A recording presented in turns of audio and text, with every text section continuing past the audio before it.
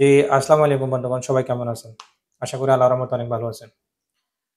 দুবাইতে অর্থাৎ ইউএর জন্য বাংলাদেশি ভাই-বোনদের কি ভিসা ওপেন আছে না বন্ধ আছে? এই বিষয়ে অনেকে জানতে চাচ্ছেন।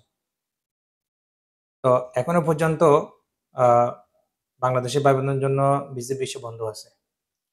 কেননা ইউএর গভর্নমেন্ট সরকার অলরেডি সেপ্টেম্বর ১ তারিখ থেকে প্রথমত ২ মাস অক্টোবর পর্যন্ত ৩০ তারিখ পর্যন্ত সময়সীমা দিয়েছে আপনার অ্যামনেস্টি সাধারণ ক্ষমা দিয়েছিল। এরপর থেকে ফের ২ মাস আর বাড়ায় দিছে প্রায় আপনার ডিসেম্বর ৩১ তারিখ পর্যন্ত।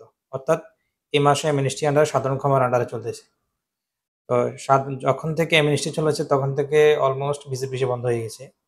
তো আমরা আশা করি ইনশাআল্লাহ আ আপনার আগামী বছর অর্থাৎ জানুয়ারি ১ তারিখ থেকে ভিসা আশা করতে পারি। তবে এখনো সিউর না। ইনশাআল্লাহ আশা করা যায়।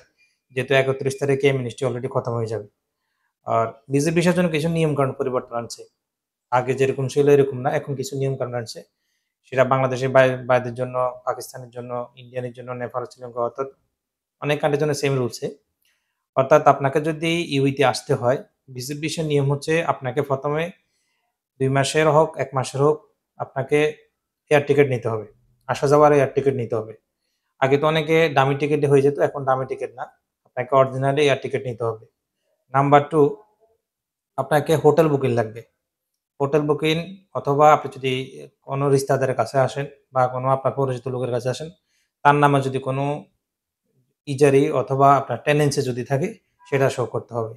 তারপর আপনার ব্যাংক স্টেটমেন্ট লাগবে। আপনি যে কান্ট্রি থেকে আসতেছেন ওই কান্ট্রি থেকে আপনার ব্যাংক স্টেটমেন্ট লাগবে। এই হলো এখন মোটামুটি ভিসা নিয়মকানুন। অন্তত অনেক সময় আপনাকে এয়ারপোর্টে কিছু জিজ্ঞাসাও করতে পারে, আপনি কেন যাচ্ছেন? কার কাছে যাচ্ছেন? আপনাকে ওই বিষয়ে উত্তর দেওয়ার জন্য মানসিকভাবে প্রিপারেশন থাকতে হবে। এই হলো ভিসার জন্য আপাতত নিয়মকানুন। আমরা ইনশাআল্লাহ আশা করি খুব শীঘ্রই ভিসা ওপেন হয়ে যাবে। তো ইউএ ভিসা জটিলতা তথা যেকোনো ইনফরমেশন এর জন্য আমার ইউটিউব চ্যানেলটাকে সাবস্ক্রাইব করে রাখবেন। ধন্যবাদ সবাইকে। আসসালামু আলাইকুম।